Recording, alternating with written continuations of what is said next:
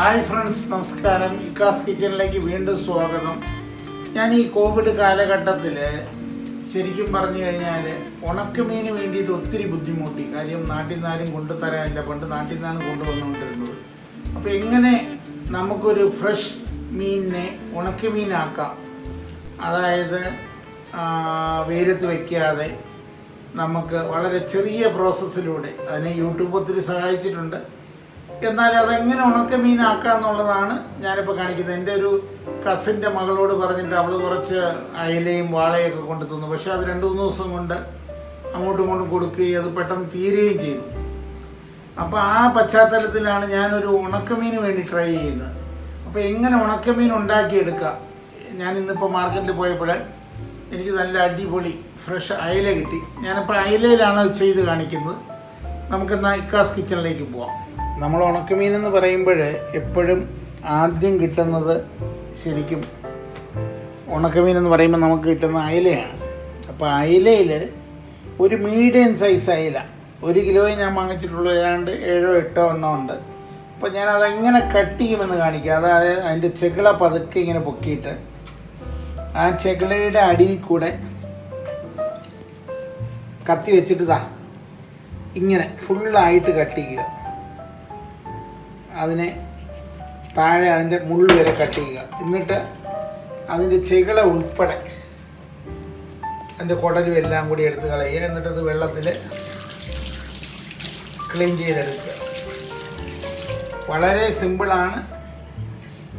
അതിൻ്റെ ഒരു ഭാഗം കട്ട് ചെയ്യുന്നത് പോലെ മുള്ളും ഇതും മാറ്റി ക്ലീൻ ചെയ്തെടുത്തു. ഇനി എങ്ങനെ അത് ഉണക്കമീനിലേക്ക് പോകുമെന്നുള്ളതാണ് അടുത്ത് കാണിക്കുന്നത്.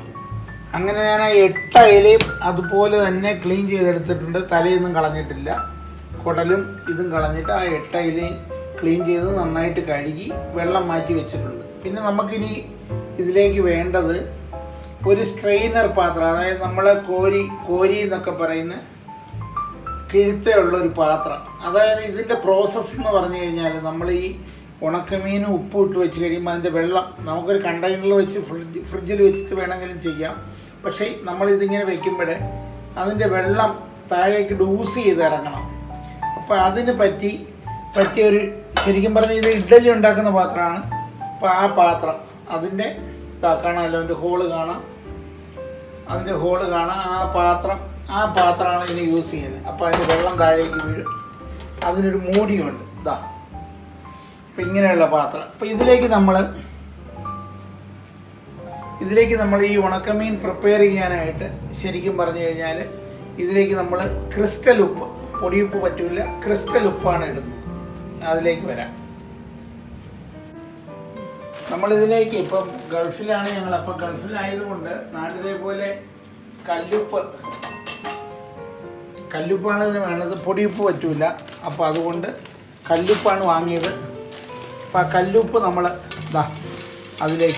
അതിലേക്ക് കല്ലുപ്പ് ഇടുകയാണ്. കണ്ടോ, കല്ലുപ്പ് ക്രിസ്റ്റൽ സോൾട്ട് എന്ന് പറയാം. അതിനെ നമ്മൾ ഒരു ലെയർ കല്ലുപ്പ് അതിലേക്ക് ഇട്ടു. എന്നിട്ട് നമ്മൾ ഓരോ അയലയും എടുത്തിട്ട് ആ അയലയിലേക്ക് കുറച്ച് ഉപ്പും വാരി വെച്ച്, ഒറ്റ ഇൻഗ്രീഡിയൻ്റേ ഉള്ളൂ. ഇതിങ്ങനെ അതിൻ്റെ വയറ്റിലേക്ക് കുറച്ച് ഉപ്പും വാരി വെച്ച് അതിനെ നമ്മളിതിലേക്ക് ലെയറായിട്ട് വെക്കുകയാണ്. അയലയുടെ വയറ്റിൽ ഉപ്പ് വെച്ചു, അതിൻ്റെ പുറത്തും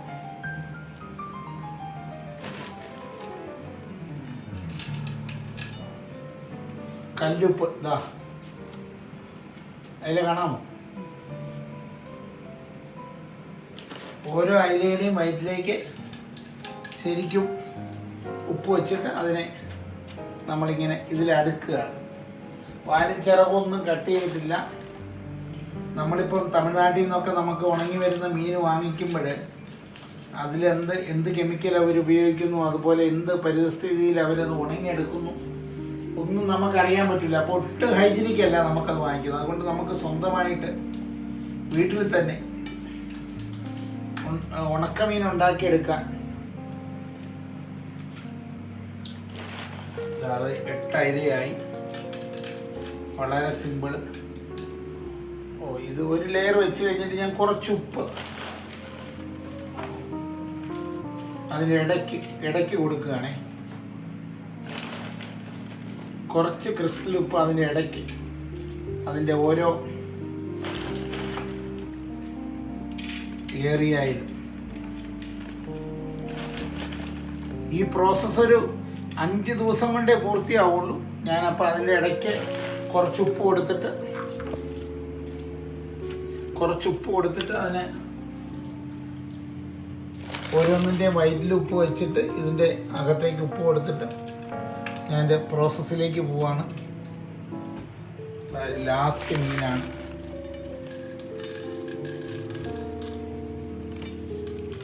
ഏതാണ്ട് ആ മീനുകളെല്ലാം ആവശ്യത്തിന് ഉപ്പായി നമുക്കതിൻ്റെ മുകളിലേക്ക് ശരിക്കും ഉപ്പിട്ട് ഒരു ലെയർ കംപ്ലീറ്റ് അതിനെ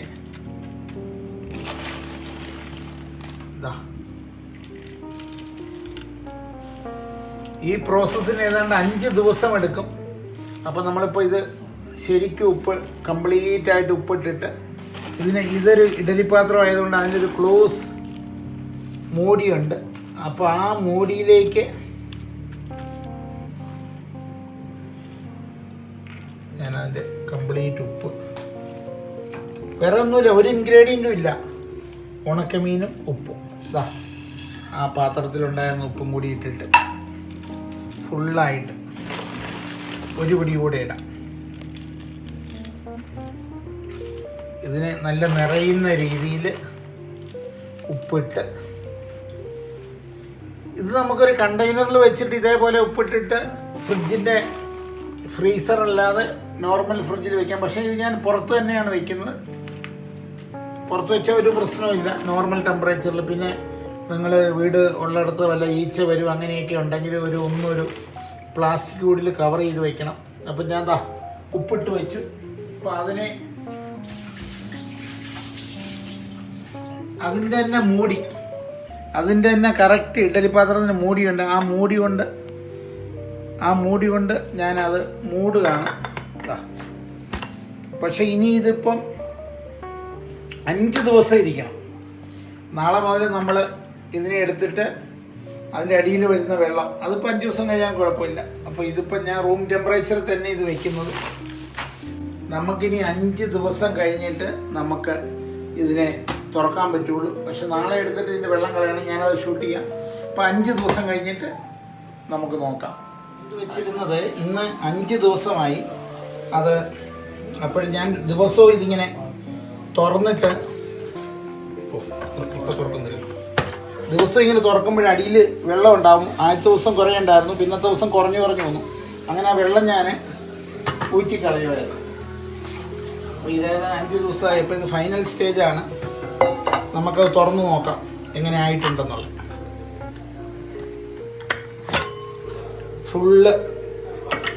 ഫുള്ള് ഉപ്പ് മൂടിയിരിക്കുകയാണ്. ഞാനൊന്ന് എടുക്കട്ടെ.